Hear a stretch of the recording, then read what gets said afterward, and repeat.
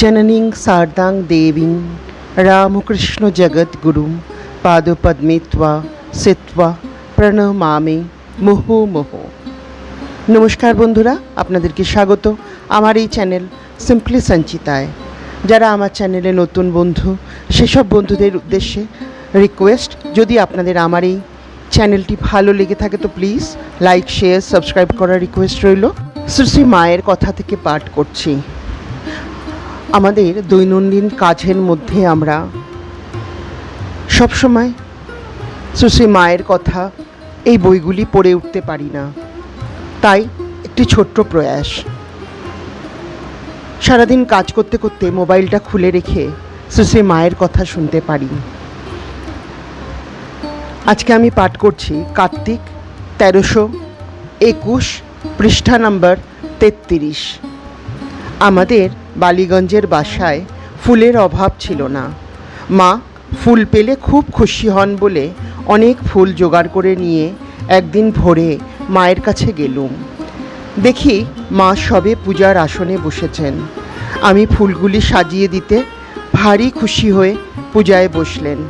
শিউলি ফুল দেখে বললেন, এ ফুল এনে বেশ করেছ, কার্তিক মাসে শিউলি ফুল দিয়ে পুজো করতে হয়। এবার আজ পর্যন্ত এই ফুল ঠাকুরকে দেওয়াই হয়নি। আমি আজ মায়ের শ্রীচরণ পূজার ফুল আলাদা করে রাখিনি, সেজন্য ভাবলুম আজ আর বোধহয় মাকে পূজা করা হবে না। তো ফলে দেখলাম আমার ওইরূপ ভাববার আগেই মা সকল কথা ভেবে রেখেছেন। কারণ সমস্ত ফুলগুলিতে চন্দন মাখিয়ে মন্ত্র দ্বারা পুষ্পশুদ্ধি করে নিয়ে পুজো করতে বসবার সময় দেখলুম তিনি থালার পাশে কিছু ফুল আলাদা করে রেখে দিলেন। পরে পূজা শেষ হলে উঠে বললেন, এসো গো মা, ওই থালায় তোমার জন্য ফুল রেখেছি, নিয়ে এসো। এই সময় একটি ভক্ত অনেকগুলি ফল নিয়ে মাকে দর্শন করতে উপস্থিত হলেন। ভক্তটিকে দেখে মা খুব আনন্দিত হলেন। কপালে চন্দনের ফোঁটা পরিয়ে চিবুকে হাত দিয়ে চুমু খেলেন। কোনো পুরুষ ভক্তকে ওইরূপ আদর করতে আমি এ পর্যন্ত মাকে দেখিনি। তারপর আমাকে বলতে লাগলেন, মা তোমার ওই ফুল হতে 4টি ওকে দাও তো। আমি দিতে গেলেই ভক্তটি অঞ্জলি পেতে ফুল নিলেন। দেখলুম ভক্তির প্রবাহে তখন তার সর্বাঙ্গ কাঁপছে। তিনি সানন্দে মায়ের পায়ে পুষ্পাঞ্জলি দিলেন এবং প্রসাদ নিয়ে বাইরে গেলেন। শুনলুম তিনি রাঁচি হতে এসেছেন। তক্তপোষখানিতে বসে মা এইবার সস্নেহে আমায় ডেকে বললেন, এইবার এসো মা। আমি শ্রীচরণে অঞ্জলি দিয়ে উঠতেই মা চুমু খেয়ে মাথায় হাত দিয়ে আশীর্বাদ করলেন। এইবার আমরা পান সাজতে গেলুম। পান সেজে এসে মাকে খুঁজতে গিয়ে দেখি মা ছাদে চুল শুকোচ্ছেন। আমাকে দেখে বললেন, এসো, মাথার কাপড় ফেলে দাও, চুল শুকিয়ে নাও, অমন করে ভিজে চুলে থেকো না। মাথায় জল বসে চোখ খারাপ হয়। এর মধ্যে আরেকটি স্ত্রী ভক্ত তথায় উপস্থিত হলেন। ছাদে অনেকগুলি কাপড় শুকাচ্ছিল। মা আমাকে সেইগুলি তুলে কুঁচিয়ে রাখতে বললেন। আমি কাপড়গুলি তুলছি।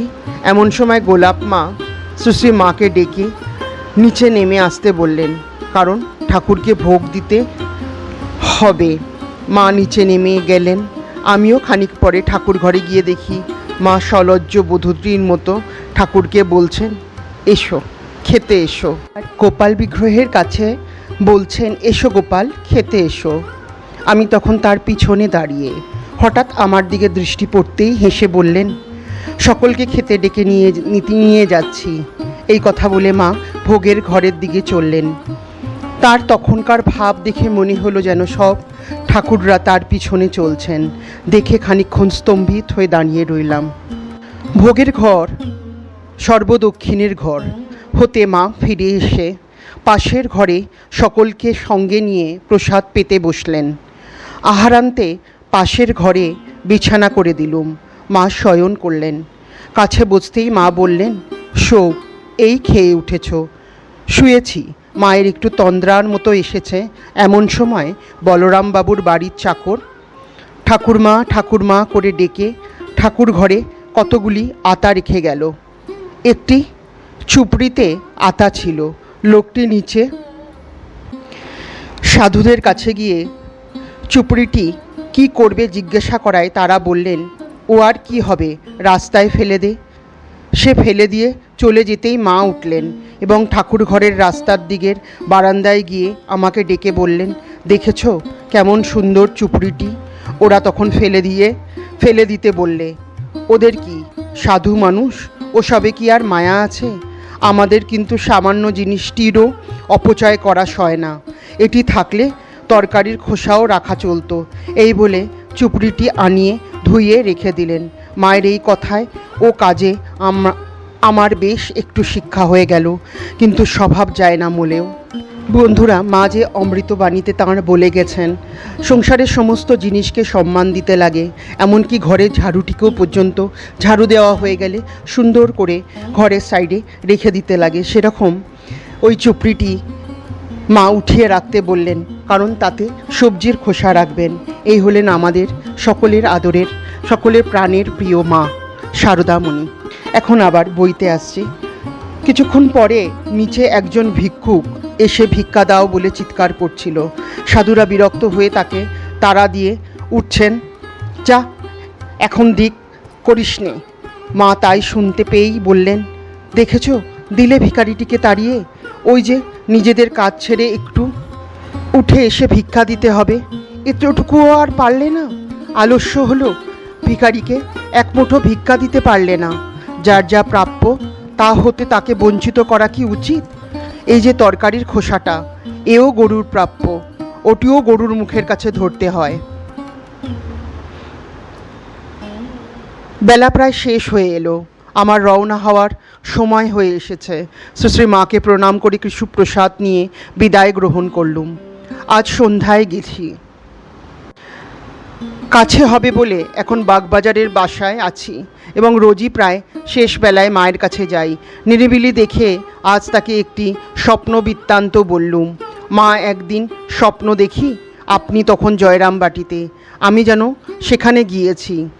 ঠাকুরকে সামনে দেখে প্রণাম করে জিজ্ঞাসা করলুম, মা কোথায়?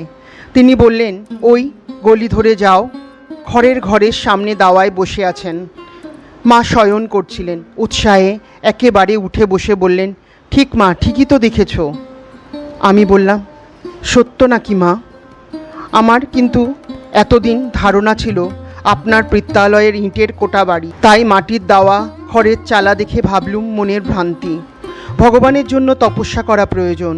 এই কথা প্রসঙ্গে মা এখন বললেন, আহা গোলাপ, যোগিন ওরা কত ধ্যান জপ করেছে, যোগিন কতবার চাতুর্মাস্য করেছে, একবার শুধু কাঁচা দুধ ও ফল খেয়েছিল, এখনও কত জপ ধ্যান করে।